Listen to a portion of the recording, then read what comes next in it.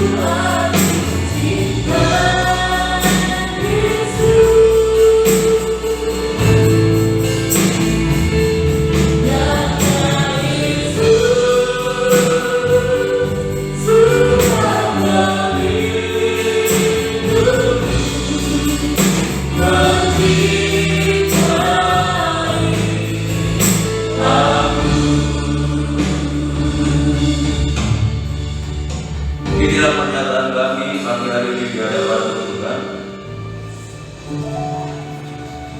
bahwasanya kami adalah orang-orang yang mengasihi kepada Tuhan.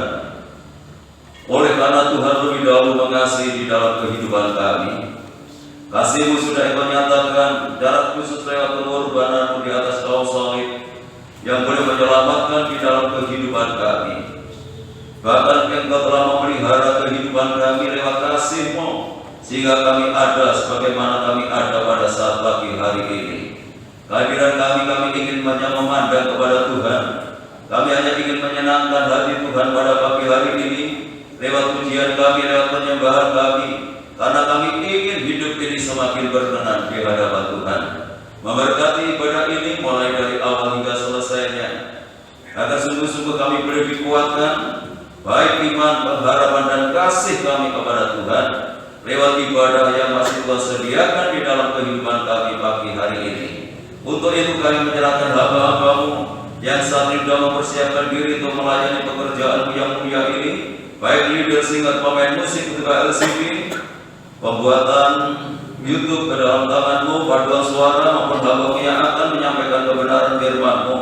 Biarlah semua di dalam pengurapan dari Roh-Mu yang kudus, sehingga pelayanannya boleh berkenan di hadapan Tuhan dan boleh menjadi berkat bagi sidang jemaat Tuhan.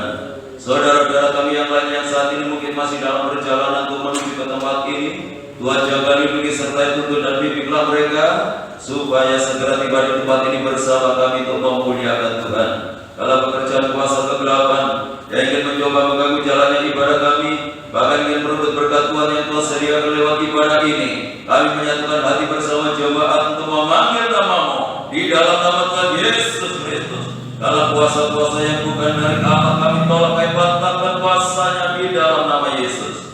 Roh yang kudus menguasai tempat ini, Roh yang kudus menguasai hati dan pikiran kami, sehingga berkat Tuhan lewat ibadah pagi hari ini seutuhnya boleh menjadi bagian dalam kehidupan kami. Tuhan berkati setiap gereja-gereja-Mu yang salib dan mengadakan ibadah yang sama seperti kami lakukan. Sebagaimana Tuhan memberkati kami, Tuhan memberkati mereka semuanya, agar nama Tuhan dipermuliakan. Hanya di dalam nama Tuhan Yesus Kristus Kepala Gereja, kami serahkan segala doa kami buka ibadah kami pagi hari ini, dan yang siap untuk memuliakan Tuhan. Mari bersama kita katakan, amin.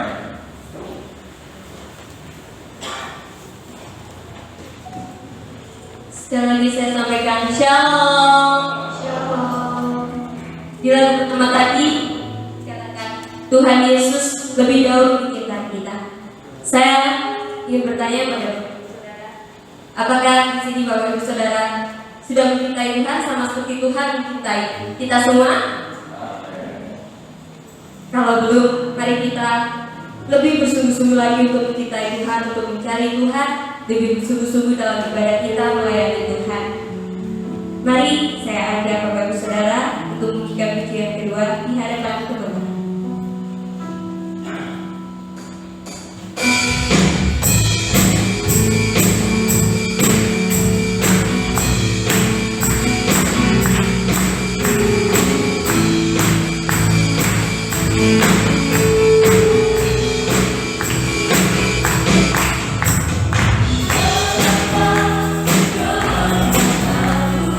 Ku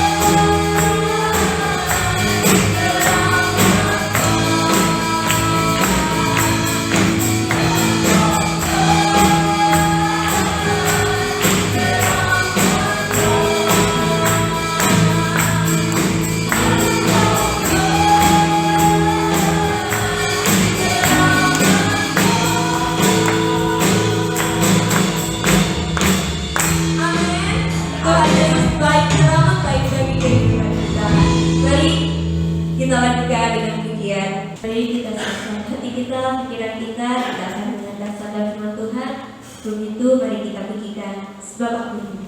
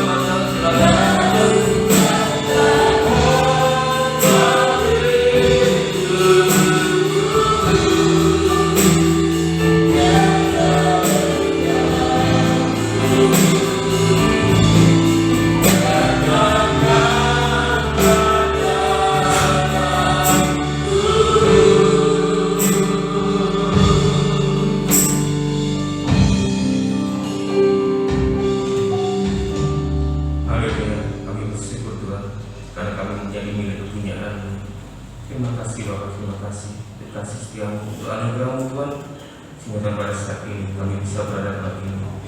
Kamu telah memuji mempermuliakan namamu, Tuhan puji-pujian kami telah menjadi persembahan yang harum di hadapanmu. Terima kasih Bapak, terima kasih. Ini tiba saatnya kami akan mendengarkan sabda kebenaran firman-Mu. Perjamah setiap hati kami, posisikan kami, kuduskan kami Tuhan. Tuhan berikan hati kami Tuhan sebagaimana tanah yang subur untuk siap menerima kebenaran firman-Mu. Kami serahkan namamu sebentar akan menyampaikan sabda kebenaran firman-Mu ke jamaah-Mu.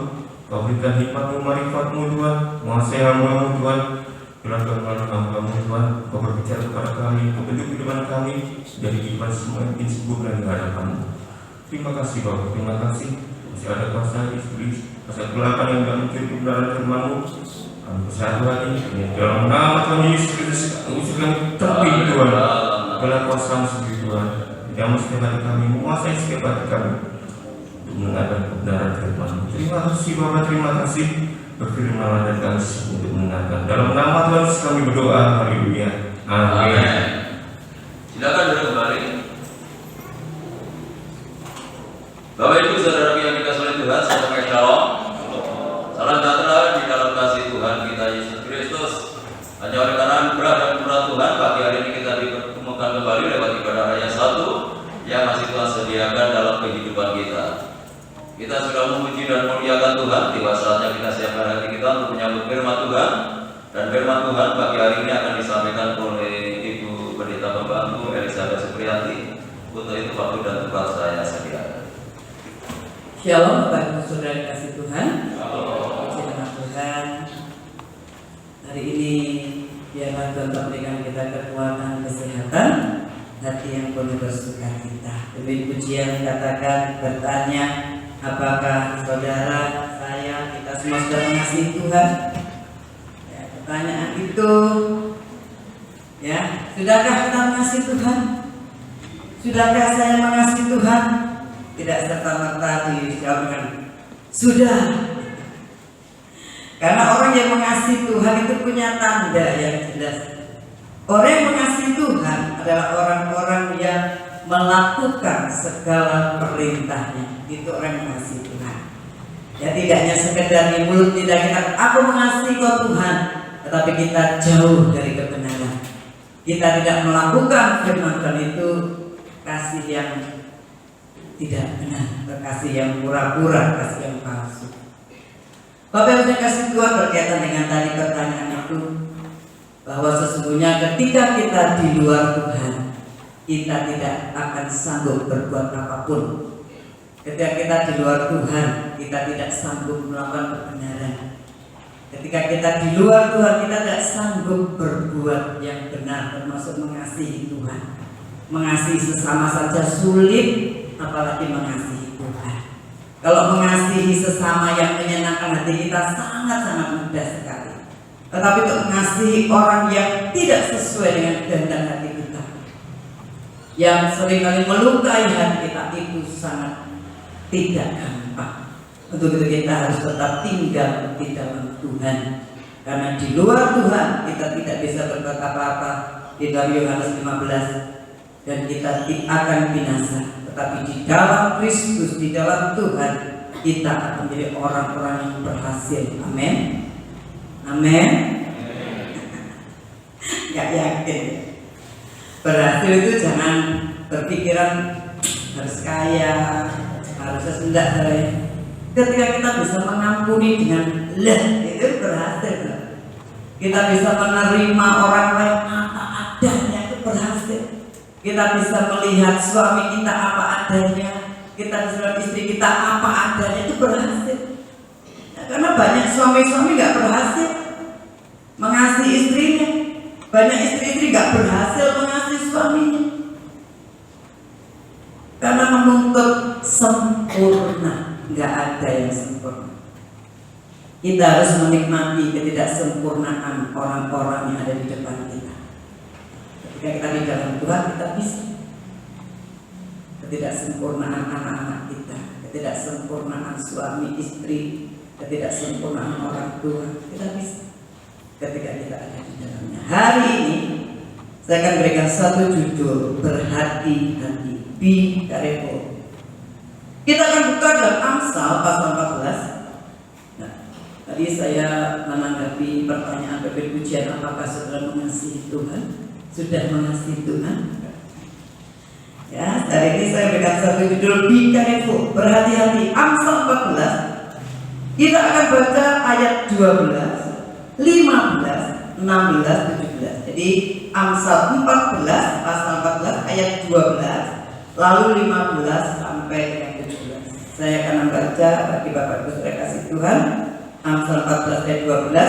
Ada jalan yang disangka orang lurus, tetapi ujungnya menuju maut. 15. Orang yang tak berpengalaman percaya kepada setiap perkataan, tetapi orang yang bijak memperhatikan langkahnya.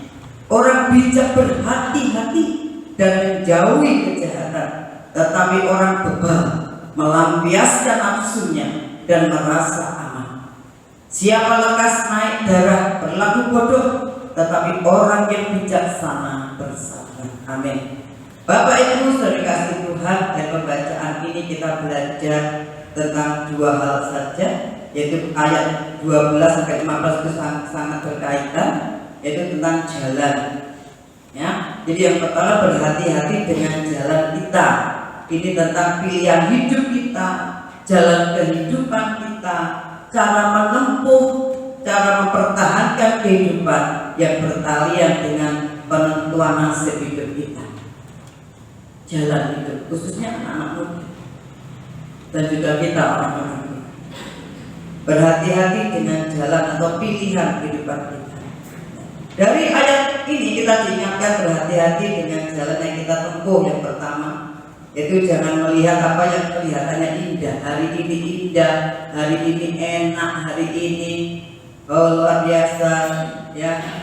Sepertinya semuanya baik-baik saja, tetapi ternyata membawa satu kebinasaan menuju maut.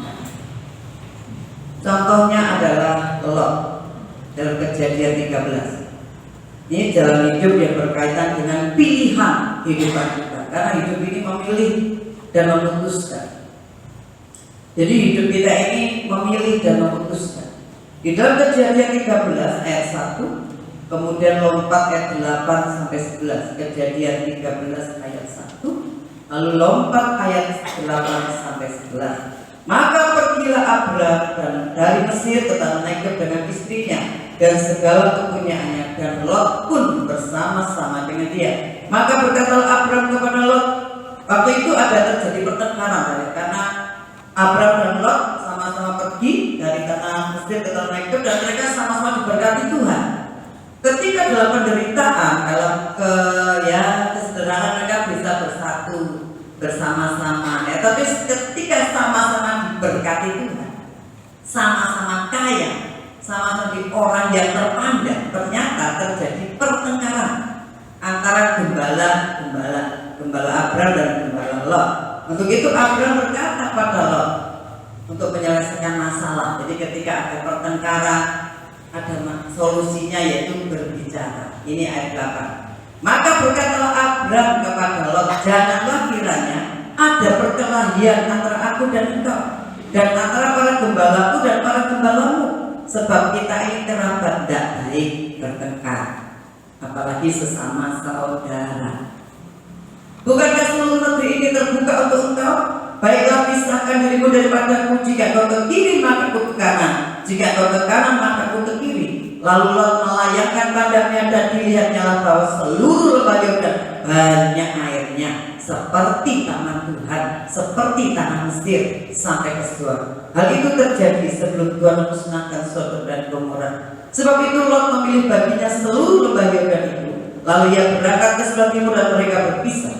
Abram menetap di tanah Kanaan, tetapi Lot tetap di kota-kota lembah Yordan dan berkemah di dekat Sodom. Adapun orang Sodom sangat jahat dan berdosa terhadap Tuhan.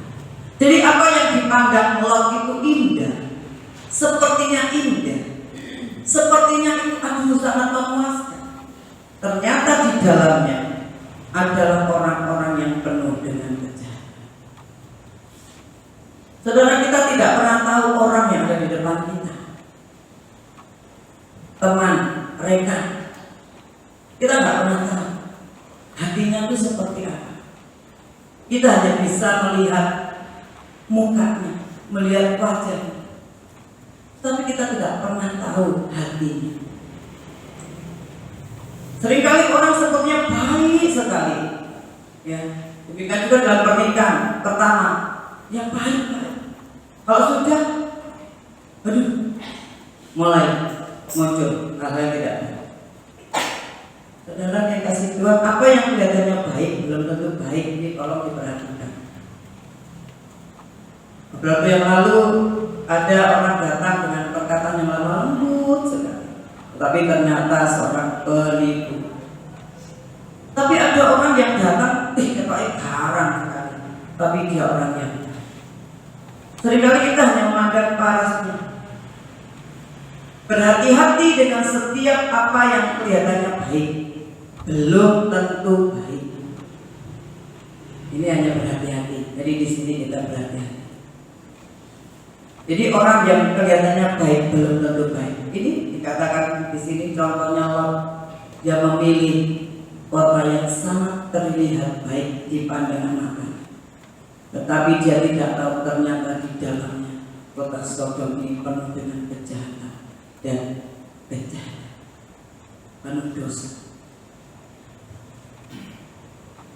Dalamnya laut dapat diduga, isinya ikan, karang dan sebagainya, tapi dalam hati orang tidak ada seorang pun yang tahu.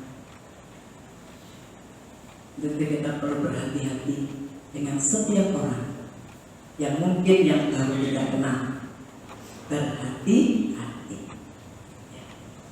Dan pilihan hidup yang salah, pilihan hidup yang salah, ini khususnya anak muda juga. Kenali baik-baik pacar Anda, pendekatan Anda, ya. Demikian juga yang bisnis, dekati, pahami baik-baik rekan bisnis Anda, rekan kerja Anda, ya. Karena di dunia sekolah itu orang tuh kelihatannya baik, tapi ternyata menjatuhkan. Jadi saya ingat nasihat kepala sekolah saya dulu, beliau katakan jangan mudah percaya dengan perkataan teman. Itu nasihat yang pernah dilihat dulu baik, perhatikan baik, karena kalau tidak Anda akan masuk perangkap yang ternyata menjatuhkan saudara, dan saudara akan berhenti di tengah jalan karena tidak kuat dengan hal-hal yang ternyata dibuat jelasnya tidak ada. Ya, ini sangat berhati-hati. Karena pilihan hidup yang salah itu akan merusak kehidupan kita. Kalau Lot itu tidak memiliki firman Tuhan, mungkin dia juga takut. Karena kalau saudara perhatikan di sana tuh dosa yang sangat mengerikan, dosa akhir zaman. Pria mencintai pria, wanita mencintai wanita. Bahkan free sex terjadi di kota Sodom dan Gomora.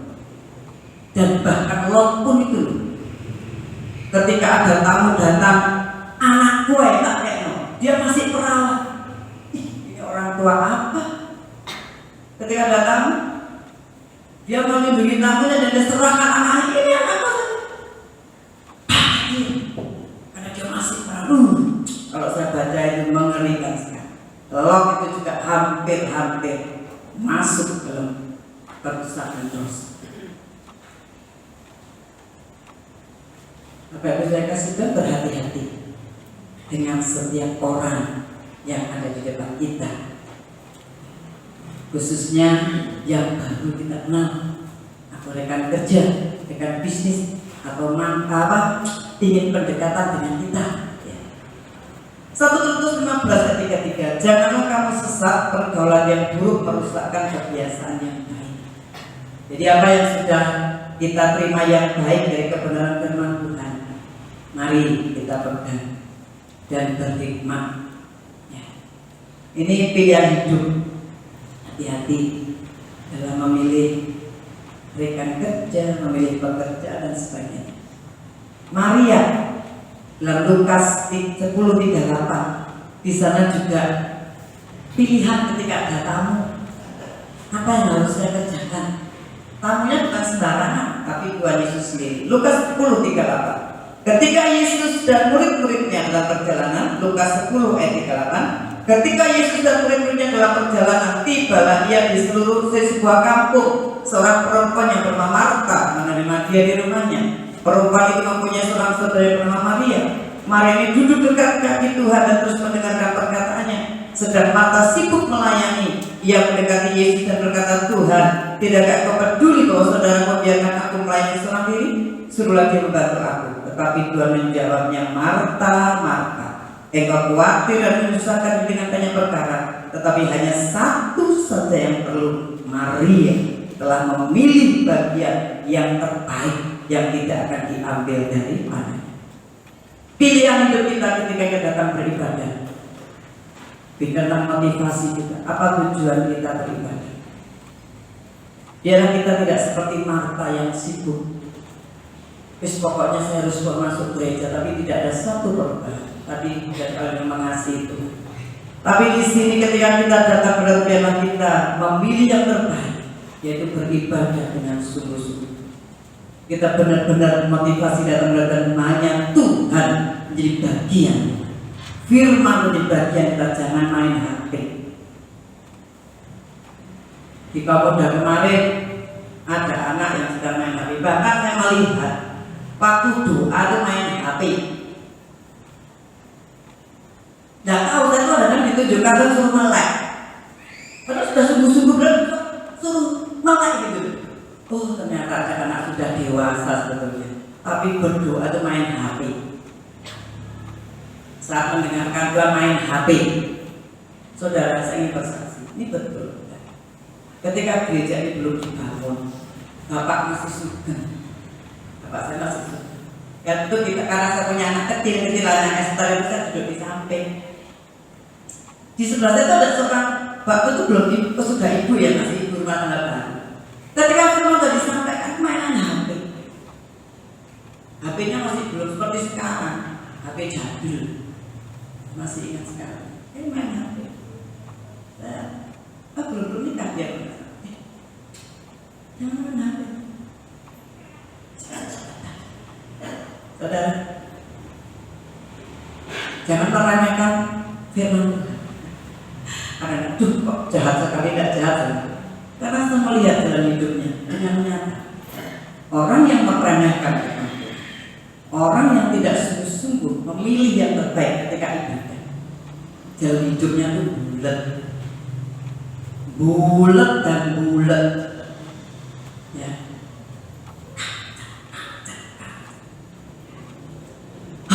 Mengerikan ya. Mau seperti itu? Kawin cerai, diapusi bisa. Suaminya katanya ngapusi bisa. Ya, ada nggak suami-suami yang ngapusi istrinya? Menjual sertifikat rumah dan sebagainya. Ya, kadang-kadang saya tuh menangis kalau ada anak muda khususnya. Kalau orang tua mungkin enggak ya, ibu bapak-bapak. Ada yang seperti itu? Enggak ya? Saya kira enggak. Jangan pernah bermain. Pilihan hidup kita itu menentukan berkat yang kita beri. Yang kedua, jangan yang berkaitan dengan nasihat, tapi pilihan berteman, pilihan pergaulan. Sekarang pilihan tentang bagaimana kita ibadah dan yang tentang nasihat. Seringkali kita itu mendapatkan masalah dan kita perlu nasihat. Dan banyak orang itu nggak suka nasihat yang kolot. Ya, firman Tuhan itu dikatakan kolot. Aku ini marah, harusnya ya balas kok. Masa aku disuruh diem, suruh mengampuni. Beberapa tahun yang lalu ada seorang ibu Kristen, bukan di jemaat di sini, tanya sama saya, Bu, ini saya begini, di mana? Tak labrak. Jangan. Itu kan masalah. Wah, saya pikir mendengar enggak, dilakar betulan. Saya dilapori. Maka orang Kristen itu seperti itu ya, Bu ya. Ngelabrak. Bahkan mengajak gelut bisa. Nasihat itu suka yang menyenangkan hatinya, bukan nasihat yang membuat kita jadi orang yang sesuai firman Tuhan. Contohnya adalah Absalom yang bisa dibaca, ini nanti dibaca 2 Samuel 13 ayat 1 sampai 5. Di sana ada seorang muda yang bernama Amnon. Amnon ini jatuh cinta dengan Tamar. Amnon ini ingin memiliki Tamar,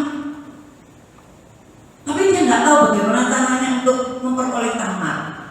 Sehingga dia minta nasihat dari sahabatnya yang bernama Yonadab. Yo, apa caranya tuh? Itu ngenek si A, si Tamar itu ya. Namanya si Yonadab sama-sama anak muda dikatakan sini aja, bilang sama Raja Daud, kamu pura-pura sakit. Nasihat ini bener kok, kamu bilang aja, kamu pura-pura sakit. Nanti lah, terus minta tolong itu Tamar melayani. Nah setelah itu kamu bisa berbuat sesuka hatimu. Nasihatnya itu pura-pura sakit loh. Tapi ya, Amnon ini mendengar. Padahal nasihatnya jelas pura-pura sakit. Karena itu mendengar nasihat itu kadang-kadang begitu ya, khususnya anak muda. Yang enak di daging, yang memuaskan daging ini tuh yang kita pilih. Tapi kalau untuk yang menyalurkan daging itu tidak enak. Lalu ada lagi Rehabeam, satu raja-raja Daud, tapi tidak begitu. Ketika Salomo mati, Rehabeam ini juga minta nasihat. Waktu itu ada masalah, dia minta nasihat para tua-tua. Para tua-tua menganjurkan kamu berbuat baik, memperingan beban rakyat. Tapi mengabaikan, kau enak ya. Mau nasihatnya suruh memperingan beban dan berbuat baik. Aku raja, mau soal berbuat baik sama rakyat. Akhirnya dia memilih nasihat teman-teman sebaya. Harus tegas, harus lebih tegas dan dihormati. Ya, ternyata Rehabeam bukan milik orang yang benar. Nasihat benar itu bukan nasihat orang muda atau nasihat orang tua. Kadang orang tua pun menasihati salah. Karena saya pernah mendengar seorang tua menasihati anaknya perempuan begini. Wis terewai gak popo, wong lanang dia akeh. Ketika jadi masa itu orang tua tuh nasihati gitu. Terus gak apa cerewet. Saya banyak orang laki-laki. Gak hanya satu tok orang laki-laki. Kenapa saya tahu? Kalau itu kakak saya sendiri mertuanya belum begitu. Dan benar-benar percaya. Apakah nasihat yang benar? Jadi nasihat yang benar bukan nasihat orang muda atau nasihat orang tua, tetapi nasihat yang sesuai dengan firman Tuhan. Ya, jadi nasihat sesuai dengan firman Tuhan. Jadi siapapun yang menasihati kita itu harus sesuai dengan firman Tuhan yang membawa kehidupan. Siapapun, meskipun masih muda, tapi kalau nasihatnya sesuai firman Tuhan, saya bisa menerima. Saya waktu saya pas muda khotbah, saya terima. Untuk saya nih, dipakai untuk menegur saya terima. Sesuai firman. Amsal 10 ayat 17. Amsal 10 ayat 17. Siapa mengindahkan didikan menuju jalan kehidupan, tetapi siapa mengabaikan teguran tersesat. Jadi setiap orang yang memperhatikan didikan firman Tuhan akan menuju jalan kehidupan. Pasti akan selamat, pasti akan bahagia. Tetapi orang yang mengabaikan teguran, tidak pernah menerima nasihat, sudah dikasih nasihat, sudah dikasih contoh, mengabaikan, tersesat. Tersesat. Siapapun kita, baik anak muda maupun orang tua. Kalau kita mengabaikan teguran dan tidak mau mendidikan, maka kita akan tersesat. Mazmur 1:1-3. Mazmur 1:1-3. Berbahagialah orang yang tidak berjalan menurut nasihat orang fasik, yang tidak berdiri di jalan orang berdosa, dan yang tidak duduk dalam kumpulan pencemooh, tetapi yang kesukaannya ialah firman Tuhan, dan yang merenungkan Taurat itu siang dan malam. Ia seperti pohon yang ditanam di tepi aliran air, yang menghasilkan buahnya pada musimnya, dan yang tidak layu daunnya. Apa saja yang diperbuatnya berhasil. Orang yang berbagi adalah orang yang menurut nasihat, bukan nasihatnya orang fasik, tapi yang nasihat sesuai dengan firman Tuhan. Kalau kita menurut nasihat orang fasik, ya sama seperti tadi Yonatan, ya, sama seperti tadi anak-anak muda yang tidak punya pengalaman firman Tuhan, kita akan tersesat, nggak tahu jalan. Tetapi orang yang merenungkan firman, yang ketika dinasihat itu nggak langsung dielok, maaf ya, kalau tidak ngomong temannya atau tidak langsung dielok, tapi direnungkan, dipikir, beyond, sesuai. Itu orang yang tidak langsung menelan nasihat, yang tidak langsung percaya perkataan orang, tetapi dipikir dulu. Maka dia tidak akan pernah kering dalam hidupnya. Dia akan mengalami kesegaran dalam harinya, tidak pernah khawatir, tidak pernah bimbang, tidak pernah takut mengambil keputusan, karena sudah direnungkan, nggak ditelan mentah-mentah, tapi direnungkan. Sama seperti pemazmur ini, Daud ini raja, orang sukses dan berhasil memimpin, tetapi ketika dia melakukan kesalahan, dia mendengar dan menerima nasihat teguran dari Nabi Natan. Dia dikatakan pencuri, kesoge mencuri. Keras itu. Kamu tuh tidak kekurangan apa-apa. Kenapa jadi pencuri? Itu Uria yang cuma satu, yang dikasih, disayangi. Kenapa Uria dibunuh dan istrinya diambil? Pencuri. Daud kan dia mendengar, dia bertobat, dan dia terus dipakai Tuhan meskipun pernah berdosa, dosa besar, perzinahan, pembunuhan, berlapis-lapis ini pasalnya, betul, dipakai Tuhan. Beda dengan Saul, sudah bersalah, ngeyel, membela diri, akhirnya putus tengah. Jangan jadi anak-anak muda, jangan jadi bapak ibu, semua kita ngeyel ketika ada firman Tuhan sedang mantul. Mari kita belajar untuk rela menerima. Yang kedua, berhati-hati yang berkaitan dengan perbuatan kita, itu berkaitan dengan emosi dan perasaan. Yang tadi di dalam Amsal pasal 14 ayat yang ke-16 dan 17. Saya ulangi pembacaan ini. Orang bijak berhati-hati dan menjauhi kejahatan, tetapi orang bebal melampiaskan nafsunya dan perasaannya. Siapa lekas naik darah berlaku bodoh, tetapi orang yang bijak sangat bersabar. Berhati-hati dengan emosi dan perasaan kita, karena perbuatan yang kita lakukan semua itu berdasarkan dari gerakan hati, gerakan dari dalam untuk perasaan hati kita, gejolak hati kita. Dan marah itu adalah respon seseorang terhadap sesuatu peristiwa atau keadaan yang tidak menyenangkan. Beberapa tahun yang lalu suami saya sudah belajar untuk menerima semua keadaan yang mungkin tidak menyenangkan. Ketika ada beberapa orang kami di bank itu hilang, gitu ya. Saya cerita, saudara langsung respon, marah. Ayo kita belajar sabar. Belajar sabar. Itu mah gak gampang. Gak gampang banget ya. Gak gampang banget, tapi belajar. Supaya kita tidak berbuat jahat. Karena pertama itu mulut ini akan mengutuk. Yang kedua adalah tindakan.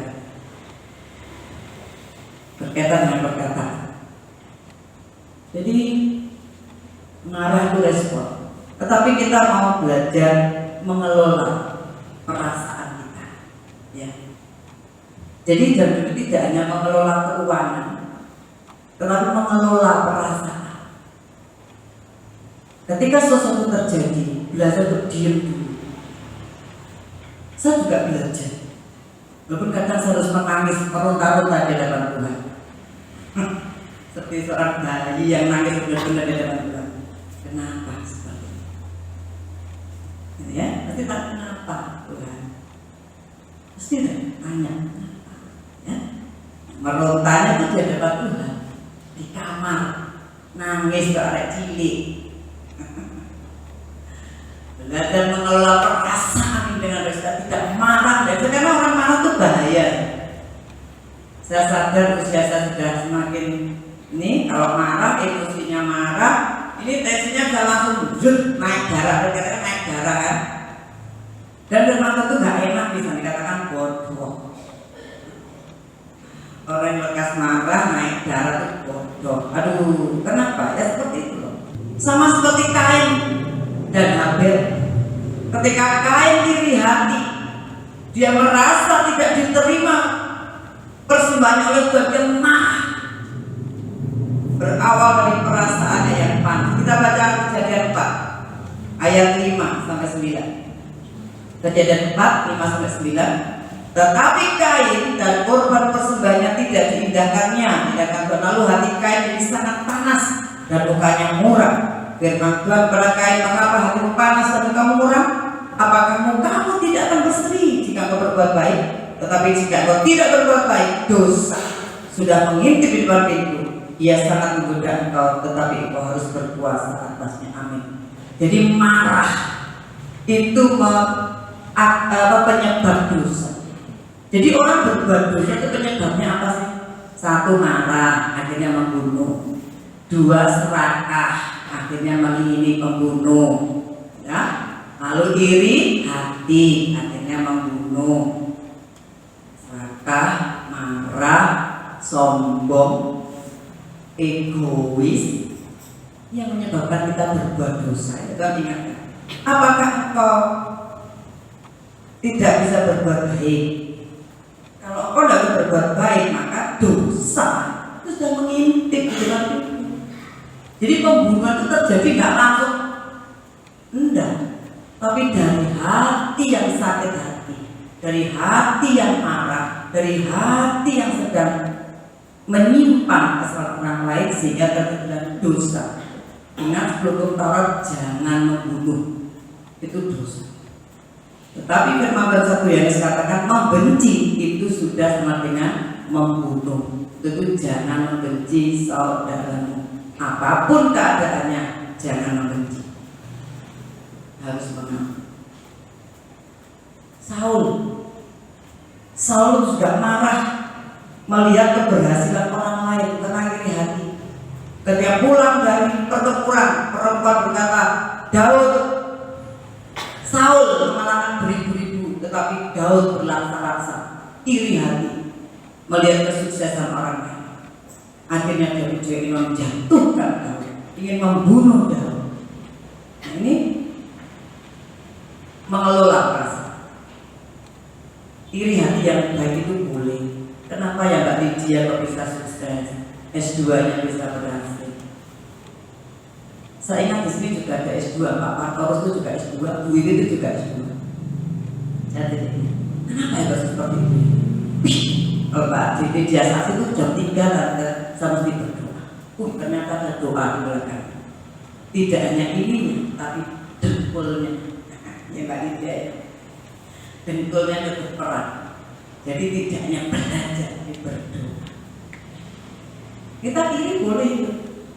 Tapi kalau iri hati mati itu saya kok motornya ganti. Ini contoh. Ih, apa caranya? Pak, kita berbaca. Jadi ini iri hati yang tidak berkenan. Bapak Ibu kasih Tuhan mengelola perasaan, mengelola hati kita, mengelola pikiran kita, supaya tidak mudah emosi dan mudah. Segala sesuatu bisa terjadi di luar keinginan dan kehendak. Nah, bagaimana kita dapat memilih jalan yang benar dan dapat mengendalikan emosi kita? Yaitu ketika kita harus memiliki hikmah. Kita harus punya hikmah, dan dengan hikmah itu kita bisa hidup bijaksana. Jadi miliki hidup yang bijaksana berdasarkan hikmat yang kita miliki. Mazmur 19 ayat 8. Mazmur 19 ayat 8. Tahukah Tuhan itu sempurna menyegarkan jiwa. Peraturan Tuhan itu teguh, memberikan hikmat pada orang yang tak berpengalaman. Hikmat itu adalah firman Tuhan. Saudara dan saya bisa bijaksana karena firman Tuhan yang kita simpan di hati kita. Amsal 1 ayat 7. Amsal 1 ayat 7. Takut akan Tuhan adalah permulaan pengetahuan, permulaan hikmat. Ketika saya dan saudara memiliki hati yang takut akan Tuhan. Takut akan Tuhan bukan berarti seperti lihat hantu. Tapi kita sadar mata Tuhan itu ada di segala tempat, melihat hidup kita, melihat pikiran kita, melihat perasaan kita, melihat seluruh kehidupan kita. Meskipun orang lain tidak tahu, Tuhan tahu. Sehingga di sana kita harus berhati-hati. Dan hikmat itu adalah Yesus Kristus sendiri. Ayat terakhir 1 Korintus pasal 21 sampai 24, ayat terakhir 1 Korintus 1 21 sampai 24. Oleh karena dunia dalam hikmat Allah tidak mengenal Allah, hikmat dunia itu tidak mengenal Allah. Maka Allah, oleh karena dunia dalam hikmat Allah tidak mengenal Allah, oleh hikmatnya, maka Allah berkenan menyelamatkan mereka yang percaya oleh kebodohan pemberitaan Injil. Jadi kalau hikmat dunia itu tidak mau dinasihati harus sabar, mengampuni, tidak bisa, keras. Tapi orang yang melakukan firman seperti orang bodoh. Harus nurut-nuruti orang bodoh, kamu tuh bodoh. Kok gak balas, kan? Tapi ini orang-orang Yahudi menghendaki tanda dan orang-orang Yunani mencari hikmat, tetapi kami memberitakan Kristus yang disalibkan. Untuk orang-orang Yahudi satu kesandungan, dan untuk orang-orang bukan Yahudi satu kebodohan. Tetapi untuk mereka, untuk kita yang dipanggil, untuk saya yang dipanggil, baik orang Yahudi maupun orang bukan Yahudi, Kristus adalah kekuatan Allah dan hikmat Allah. Amin. Jadi kalau saudara dan saya menuruti firman Tuhan, memiliki Kristus dan kita memang seperti orang bodoh. Karena harusnya bisa membalas dan lain-lain. Harusnya bisa Tuhan mengenai mengeluh. Amin. Inilah firman Tuhan. Ialah dengan hikmat Allah, dengan kebenaran firman Tuhan. Karena Yesus adalah firman Tuhan, maka dipastikan kita akan dituntun dalam jalan yang benar. Dan kita akan menjadi orang yang berhasil, berbahagia. Karena firman itu menjadi jaminan dalam hidup kita. Kita menjadi orang yang bijaksana. Karena firman Tuhan akan membuat kita menjadi orang-orang yang bijak. Kita akan pujikan Tuhan. Ku hidup oleh anugerah-Mu.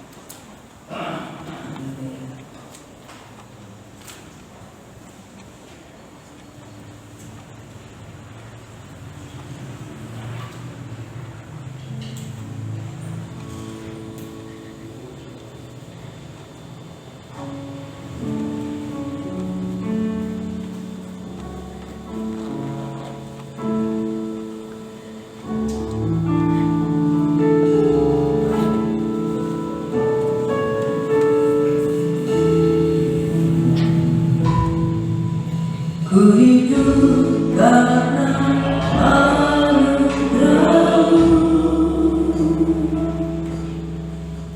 tiada satu pun dapat ku banggakan, semua karena cinta-Mu.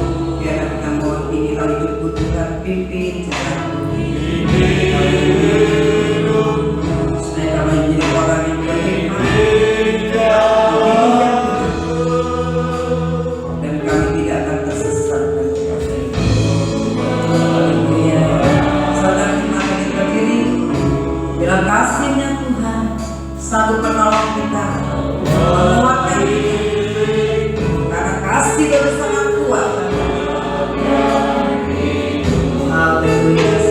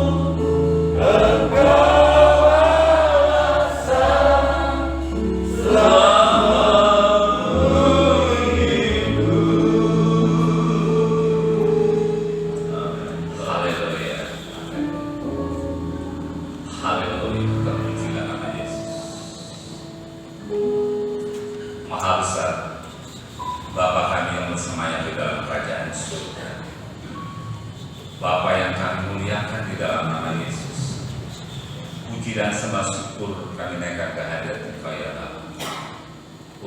Oleh karena anugerah-Mu, pada pagi hari ini kami boleh menerima kebenaran firman yang senantiasa menjadi petunjuk di dalam kehidupan kami.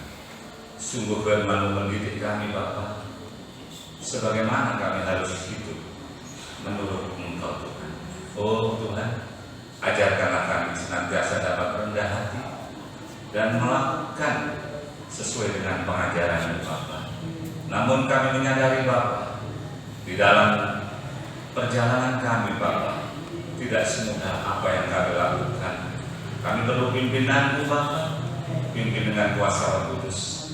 Peganglah dalam tangan-Mu Bapa, dalam setiap langkah-langkahku, kiranya pimpin dengan kuasa Roh Kudus, supaya kami dapat melakukan apa yang menjadi kehendak dan rencana.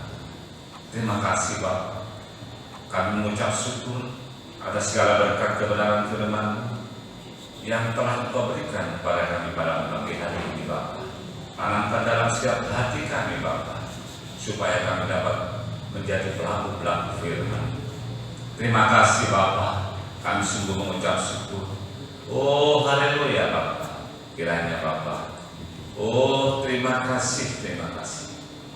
Berkati hamba-Mu Bapa yang sudah banyak menaburkan benih kebenaran firman. Engkau memberkati, Engkau pakai hamba-Mu lebih jauh lagi untuk dapat, oh Tuhan, melayani, menyampaikan kebenaran firman-Mu dengan, oh haleluya, sukacita, sehingga hamba bagaimana melayani, hamba boleh menjadi saluran berkat di dalam kehidupan kami. Terima kasih Bapa, kami mengucap syukur. Di dalam nama Yesus Kristus Allah yang kami sembah, kami berdoa. Haleluya. Amin. Amin. Silakan duduk kembali. Bapak Ibu Saudara yang dikasihi oleh Tuhan, beberapa hal yang perlu kita perhatikan. Yang pertama, kegiatan ibadah kita besok sore tetap ada doa di tempat ini, dimulai jam 6:30 sore. Hari Selasa kaum wanita kembali ke gereja, dimulai juga setengah 6 sore. Hari Rabu ada PA di tempat ini jam 6 sore, dan hari Jumat ada kaum muda di tempat ini jam 6:15. Ya, terima kasih untuk perhatiannya.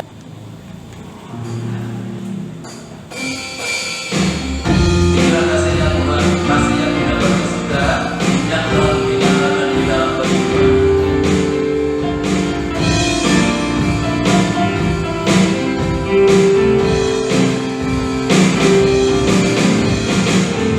Tiada berkesudahan, kasih setiamu Tuhan.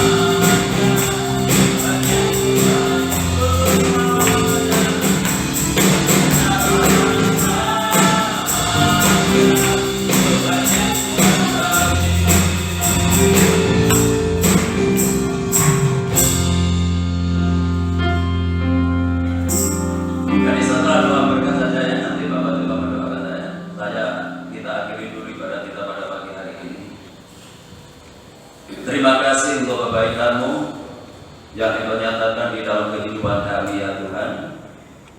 Secara khusus Engkau sudah memberkati kami dalam ibadah pagi hari ini, mengingatkan kembali akan kehidupan kami, supaya kami selalu berhati-hati di dalam melangkahkan kaki kami, supaya kami tidak salah jalan, kami tidak salah melangkah. Namun biarlah didikan Tuhan yang menjadi patron dalam kehidupan kami untuk menuju kepada kehidupan. Terima kasih Bapa Surgawi. Dan sebelum kami tinggalkan tempat ini, tetap kami menyerahkan untuk Ibu Gembala ke dalam tangan-Mu. Demikian pula untuk Bapak Ibu Yakob, Bapak Ibu Soleman, untuk Ibu Aminah, untuk Ibu Mestia, untuk Ibu Monisa ke dalam tangan-Mu. Biarlah Tuhan tetap anugerai dengan kekuatan dan kesehatan. Kami menyerahkan Bapak Wisno yang saat ini terganggu kondisi kesehatannya. Kami serahkan ke dalam tangan-Mu Tuhan. Mari ulurkan tangan kuasa-Mu, jamaah yang sakit dalam nama Yesus Kristus, yang sakit disembuhkan, yang sakit dipulihkan. Kuasa penuh Tuhan Yesus sanggup memberikan pertolongan.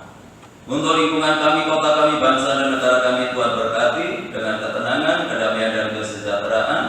Bapak Presiden bersama wakil dan jajarannya, demikian pula pemerintah yang ada di daerah, diberikan hikmat oleh Tuhan untuk dapat membawa bangsa ini ke arah yang lebih baik lagi. Kami menyerahkan untuk hamba-hamba-Mu yang sudah melayani pekerjaan pagi hari ini, memberkati mereka semuanya, bahkan semakin memperindah pelayanannya di hari-hari yang akan datang. Kami menyerahkan seluruh sidang jemaat-Mu ke dalam tangan-Mu, baik yang hadir pagi ini maupun yang tidak hadir, baik yang ada di dalam kota, di luar kota. Tuhan tetap jaga, lindungi, serta tuntun dan bimbinglah mereka. Tuhan tetap hidup di dalam kekudusan dan kebenaran. Rumah tangga, keluarga, kehidupan nikah jemaat Tuhan berkati, supaya mereka tetap hidup di dalam ketenangan. Usaha, pekerjaan, tugas tanggung jawab yang mereka lakukan, Tuhan buat mereka berhasil. Dan peliharakan seluruh jemaat-Mu dalam kasih-Mu. Tidak ada rumah tangga anak-anak-Mu yang hidup dalam kekurangan. Anak-anak yang duduk di bangku sekolah, mulai dari usia perguruan tinggi, berkati mereka dengan kecerdasan dan kearifan, jadikan anak-anak yang berprestasi, baik dalam akademiknya maupun non-akademiknya, jadikan berkat dalam pergaulannya.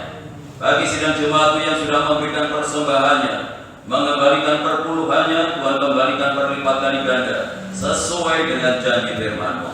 Sebentar lagi kami akan tinggalkan tempat ini kembali ke rumah masing-masing. Tuhan jaga, lindungi, sertai kami dalam perjalanan, tiba di rumah dengan selamat, tidak kekurangan sesuatu apapun. Kembalikan kami dalam kegiatan ibadah yang akan datang dalam keadaan yang lebih baik dari pagi hari ini. Bapak Ibu Saudara yang dikasihi oleh Tuhan, sekarang terimalah berkat damai sejahtera dari Allah Bapa, kasih karunia-Nya dari Tuhan Yesus Kristus, dan lewat persekutuan Roh-Nya yang kudus, menyertai dan memberkati kita mulai pagi ini sampai Maranatha Tuhan Yesus datang kembali. Dalam nama Tuhan Yesus kami berdoa dan mengucap syukur. Yang diberkati Tuhan, mari bersama.